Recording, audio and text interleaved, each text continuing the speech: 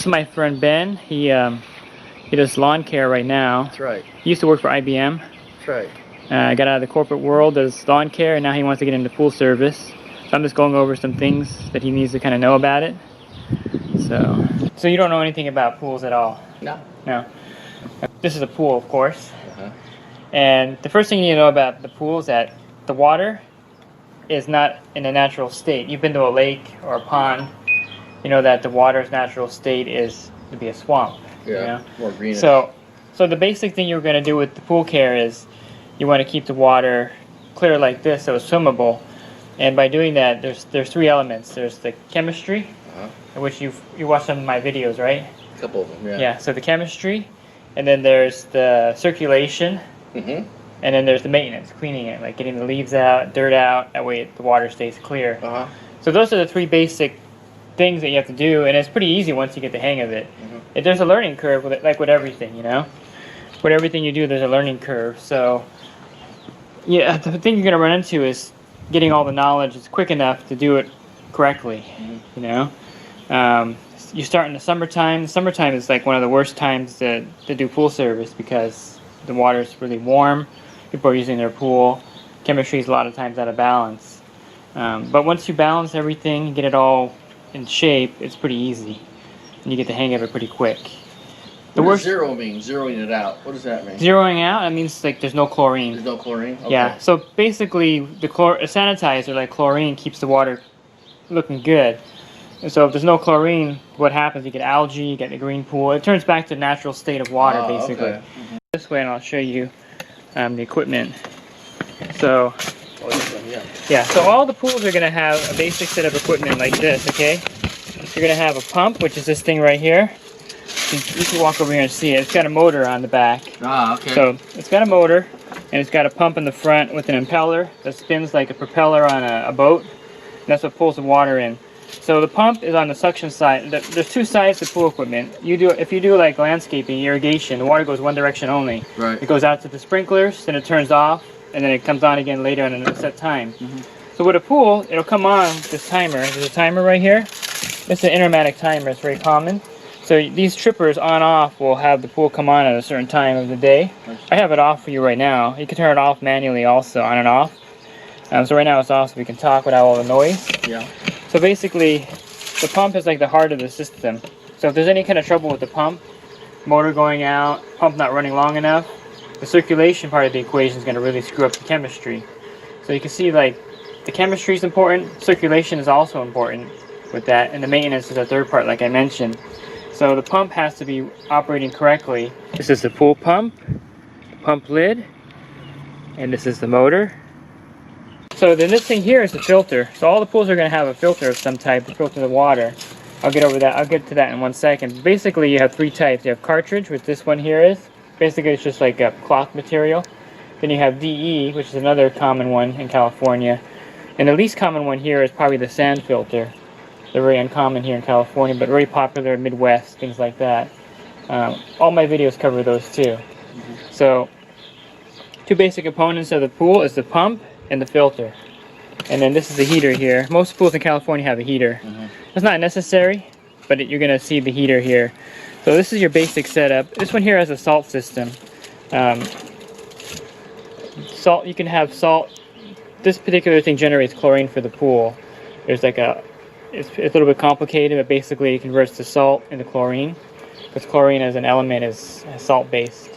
And so there's different sanitizers, like, you know, if you watch my videos, I go over the chlorine, things like that, and the salt systems. Salt systems are very popular in California. So you're going to see a lot of these on the pools here. So you'll see a lot of the salt systems. I have videos covering every system, how to maintain it, how to clean it, so that's not going to be a problem.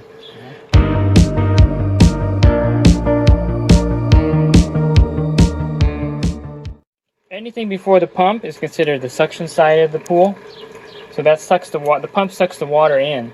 And the pump's pretty powerful. This thing can pull 60 to 80 gallons a minute. So it's a pretty powerful thing when it's running. So this is the suction side here in the front of the pump. You see the pump there, and that's the suction side. And then it goes through the heater here, and it goes back into the pool on the return side. It passes through the filter first. See this pipe here coming out of the top of the pump? So it pulls it in here and it goes into the filter. The filter filters the water. And once it filters the water, it goes back into the pool. So I'll show you the pool here. See the pool size like this here? This is about 13,000 gallons. That's a pretty common sized pool in California. You have some bigger ones too. This one's about 13,000. With this pump here, it's 1.5 horsepower. It'll take about 4 or 5 hours to get all the water through the filter and back into the pool. So it's constantly doing this. While it's running, yeah. To keep that creates the circulation, which is part of keeping the pool clean, Yeah, right? yeah, and you have to know like the size of your pool, how long to run it. Basically, like this one here, 5 hours a day is plenty for this one because 13,000 gallons with 60 gallons a minute going through, it'll circulate it all the water. And that's called one cycle of water, when all the water from the pool goes through the pump into the filter and back into the pool again. That gets all the bacteria and virus out. It also helps with circulate the chemicals in the pool. All of that keeps the pool looking good. You need to circulate it daily. Every single day. Yeah, wintertime is not quite as, you don't have to run it as long because the water's pretty cold, but it is a daily cycle, especially in the summer. Sometimes longer in the summer than you would normally run it. So warmer water attracts more impurities? Causes more problems because the chemicals get burned off by the sun quicker. Okay. The sun UV rays burn off the chlorine. Oh, the UV rays. Now there's a chemical we put in the pool, it's called conditioner, or cyanuric acid, and it bonds with the chlorine molecule and blocks the UV rays from burning it off quicker. Got it. So it slows down the burn. It still burns. So for instance, without conditioner in the water, you put a gallon of liquid chlorine in here, within 2 hours it's all gone. But with the conditioner, it'll hold for 2 or 3 days because it burns it off slower. So that's why hot weather is a problem. It's not because of per se the water temperature, but the sun hitting it all day. A lot of pools have spas. Probably about 90% of the pools here have spas attached to them. So instead of putting separate pump and separate filter in, they use the same system, but you just turn the valves to isolate the water into the spa. So you can make the spa a self-contained little area with the valves. And then when you're done, you turn it back to the pool. And while it's in pool mode, the spa will circulate too, because the water will flow into the spa too. So it's a little bit complex at first, but once you learn about it, it's pretty easy. That, you know, most builders don't want to put a separate pump in for the spa, a separate filter, and they just use the existing, because you don't use the spa as much as you use the pool. So basically these valves here, this one here on top is the return valve. I marked it spa jets, so right now that's off. So if you wanted to isolate the spa, you would just simply turn it this way, and turn the one down here on the bottom that way. And by turning those valves that way, it puts it in spa mode, and I'll show you that right now. Pumps on, and you'll see the spa just circulating like that. See how it's self-contained? The water's going in there and returning. So basically the valves control what gets the water. And there's a bypass here. I'll show you that right now. You're familiar with irrigation, so there's a bypass here. This is why when it's in pool mode, the spa still circulates, because the water will bypass and go to the spa still. This is called the check valve, and it's a bypass lane so that the spa's not sitting stagnant in pool mode. The spa gets circulation too. So in pool mode, I'll turn it on. So you can see now the pool will be operating. I'll walk over here. For the homeowner to get the spot working, they have to do what you just did? There's automated systems too, where they push a button and everything turns. I have videos on that too. They're called automated systems. But for this pool, the homeowner's got to go back there. Manually turn all the valves. Yeah, but there are automated systems too now.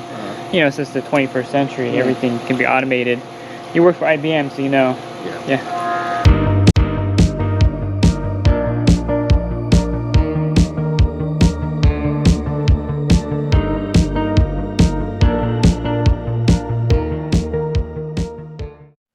Here's another look at a pool's plumbing.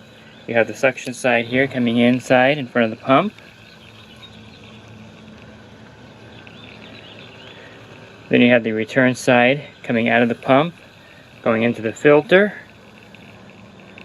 back out the filter, into the heater, and then back into the pool. So see how the pool is circulating now? You have the little water feature and the return jets, and there's an automatic cleaner in this pool here. So it's helping to clean the pool. So you'll find a lot of these too. They're attached to the pool, and there's all different types of cleaners. and that helps maintain the pool too. It helps, but yeah. But you still need a pool guy, huh? You still need a pool guy to clean it, yeah. And unless the homeowner does it themselves, you know. Yeah. You can see the spa circulating. See the little overflow. Yeah. So the spa circulates too in pool mode. That way everything is circulating. So that's the key, you know, the circulation. Let me turn off that pump so you can hear me a little better. So that's the three main things you have to really worry about: the chemistry, the circulation, and the maintenance. And once you get all three of those in line, any of those out of balance, the pool could look ugly, you know. Maintenance is what? What is that? Basically vacuuming the dirt off every week, cleaning all the leaves out of the pool. Okay. Because what the leaves do, the organic material will take the chemicals out of the water. So like a lot of leaves and grass clippings in the pool from the gardeners will really ruin the water if you leave them in there for a week.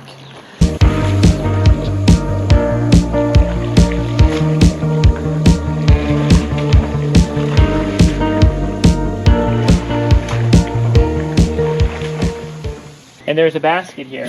So this traps a lot of the debris from going into the pump. See, I'll show you the basket. It's easier to clean it when it's on. Let me turn it on. Is this coming from the auto cleaner? This is where the water gets pulled in from the pump. There's a main drain too on the bottom. There's a drain on the bottom, you can see it there. Yeah. But most of the water gets pulled in from here. So this basket in here helps keep the pump from getting clogged up. Sure. So you see all that debris. Yeah.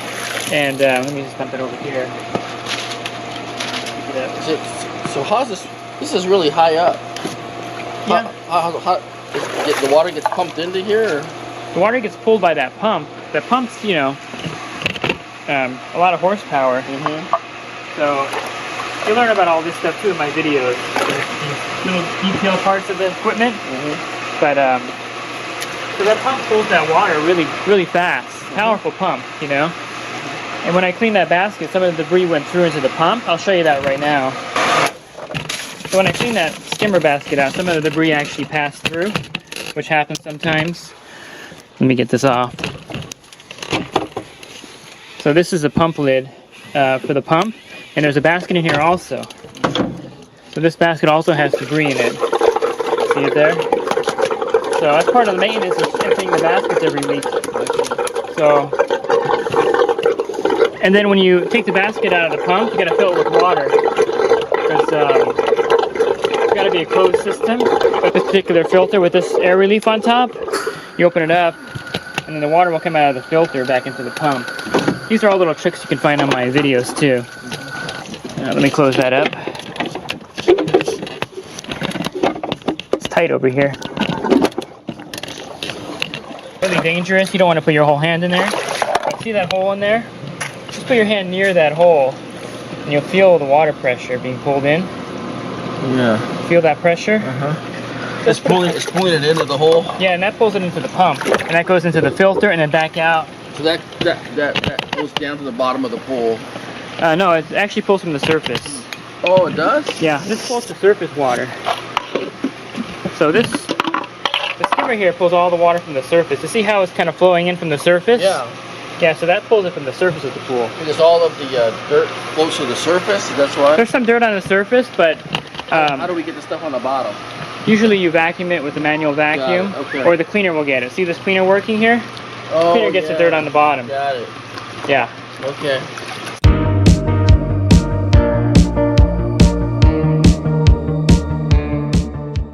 Over this on my channel too is basically how you test the water. We have like a basic test kit here. Some got kind of messed up here. They have a basic test kit like this one here. And it does 5 test factors. It does the chlorine, pH, the alkalinity, and the calcium hardness. Those are like the pretty basic stuff. Then you have a more advanced test kit. The more advanced test kit, like the Taylor one here, does the chlorine, it does the pH, it does the alkalinity, calcium hardness. It also does the conditioner level. You can test that. So there's about 7 basic test factors that you want to test for. How often do you test? You test for the chlorine and acid. You test the chlorine and acid every week. Every week? The pH, you test the chlorine and pH every week. And then every month you do the alkalinity. And every 3 months you do the calcium hardness. It doesn't change much. Neither does the alkalinity. They're pretty stable. And the videos cover, you know, how often to test and stuff. But yeah, once a week. And so these are reagents. These react with the water and give you a reading. I'll show you the chlorine. to get an idea. You just fill this with water, and then you just drop the reagent in there. And you see it reacting with the water, changing color. Yeah. So that gives you an idea of how much chlorine is in the pool. So this is whatever the match is, basically is. Yeah, yeah. All the test kits work on the same kind of basic principle, where you match the color. So you can see this is like 1.0, or you know, like 2.0, right around there. What are you looking for it to be? So it's better to be ideal range here is 3.0. 3.0 to 2.0? Yeah, those are the ideal ranges. It's a bit light. Yeah. So that's how you test the chemicals. It's pretty basic, you know. You'll get the hang of it as you do it more often. So this is your basic equipment too. This is a leaf net. You've used this before. Yeah, this is what I use. Yeah. Yeah. And then the pole, of course, and then the brush. You got to brush your pool. Brush the pools once a week too. That helps with the algae and the dirt. And the yeah. bottom? Just the walls usually, because you're going to vacuum the bottom.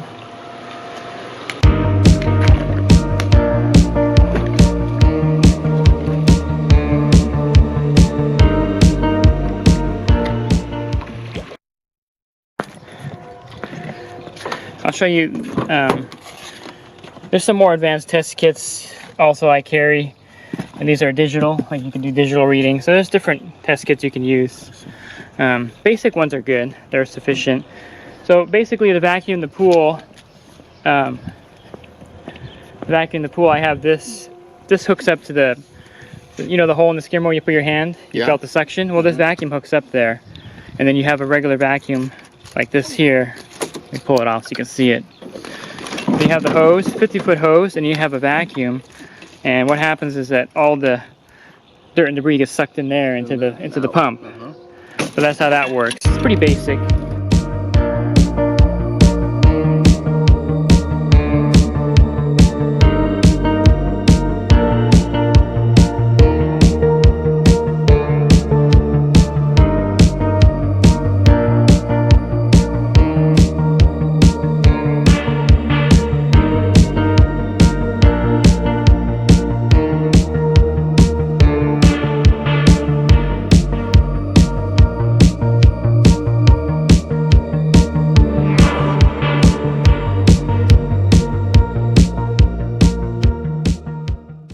And the chemicals I carry the acid to lower the pH down, then the chlorine. We checked that, it was low, so I'm going to add about a gallon of liquid chlorine to that to bring it up.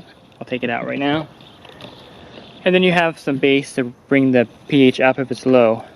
And I cover that in a lot of the videos too, how to add base, how to add acid to it. So those are the basic chemicals. You can also get shock. I'll show you the shock that I carry. You got one of these here. This is called Cal Hypo. You know, anything besides liquid chlorine has a pretty good, has a wide effect on the chemistry. So if you add Cal Hypo, a lot of this raises the pH and calcium hardness. So liquid chlorine is probably the best because it has very little effect on the water. And then I carry some of these around too. This is also a shock. It's a trichlor shock. So it's good to have this in the summertime on my truck in case I run into a pool with a lot of problems. And this really helps. Easy to carry back. You know, carrying a case of chlorine back versus carrying 4 bags of this is a little bit easier in most cases. And then what we do also in California is a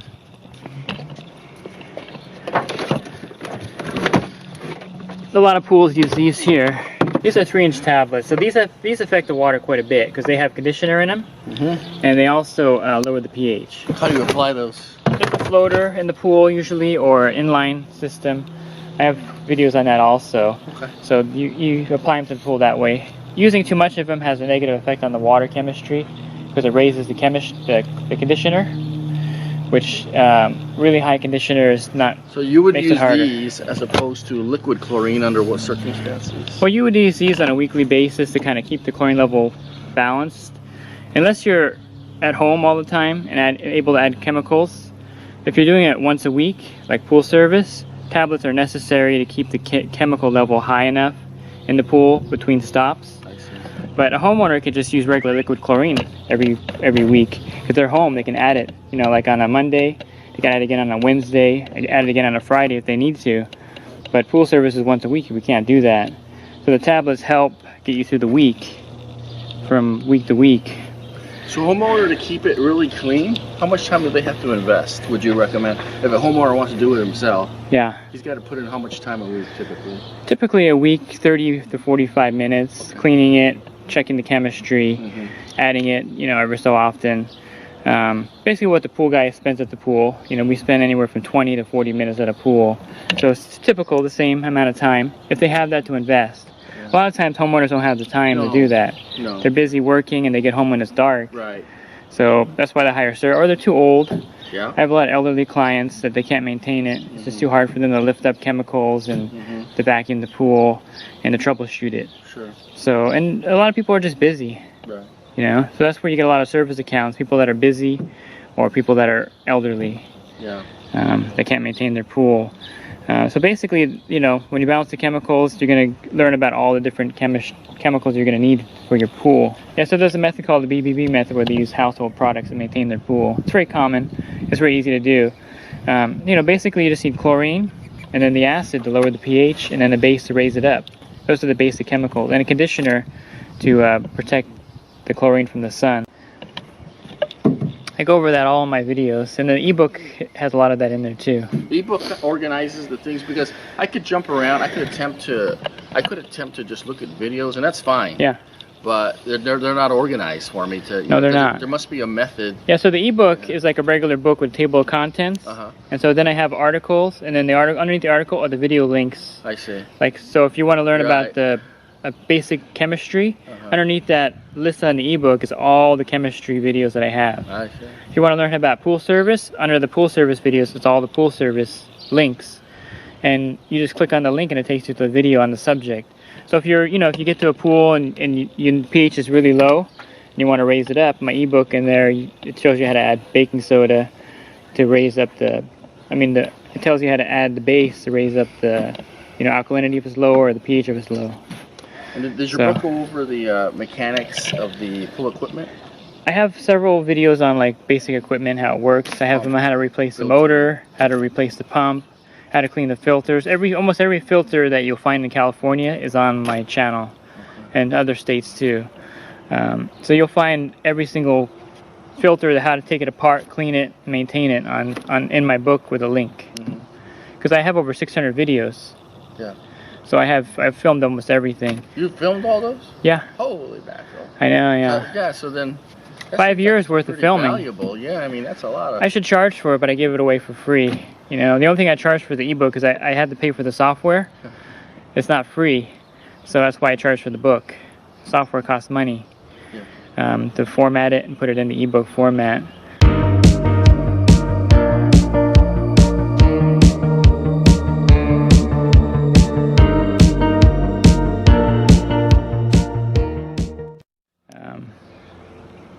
This thing here that we're looking at while we're talking, this is a system vacuum, so it's separate from the pump. It's separate from the filtration system.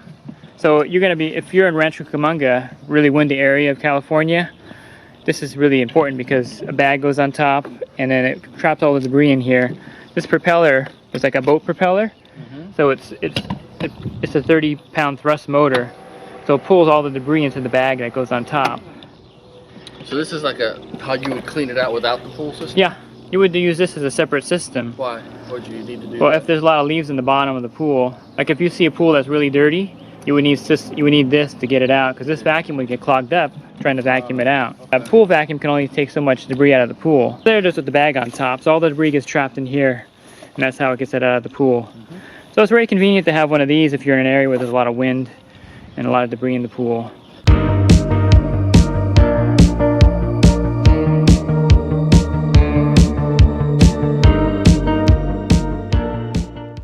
This is, you know, and these carts are also essential. Like a lot of pool guys don't use these carts, I don't know why. Carrying all the stuff back to the backyard is very difficult, you know. You put everything in a cart like this and it just goes right back. So, any questions? I went over a lot of stuff pretty quickly. Oh, so basically you're giving me everything that's in your ebook, right? Yeah, the ebook, and then on my, of course, my YouTube channel, you can find, and my website, you can find everything on those three things too. The ebook organizes everything for you, basically. And then if you join my group, you know, you can text me and call me. I just got a guy was just texting me actually 3 guys texted me today. One guy called me from Texas, and 2 guys texted me today with problems. One has a salt cell problem. So did you find that helpful? Oh yeah, that was great, David. Yeah, so you can, like if you watch the videos, when I started out in the business, someone had to train me for 2 months. Yeah. There was no YouTube. Yeah. There were no cell phones. I had a pager. I think I had a pager like in the mid-90s. So very much you had to be hands-on with somebody else. You had to be trained with someone. Yeah. But now with the videos and everything, I mean, I watch YouTube videos to fix my car. I watch them. I put a microwave in watching a video in my house because, you know, you pull out the instructions on the microwave and it's like small print. You don't know what you're doing. So I just watched the video and I put above my oven microwave in, no problem. And the same thing with the videos that I make. You can watch them and learn everything you need. I have videos on how to clean a green pool, you know, just about everything you can find, you know, like the liability insurance. I have a video on that, explaining why you need that. Every video, everything you need for your pool, I pretty much cover it, so.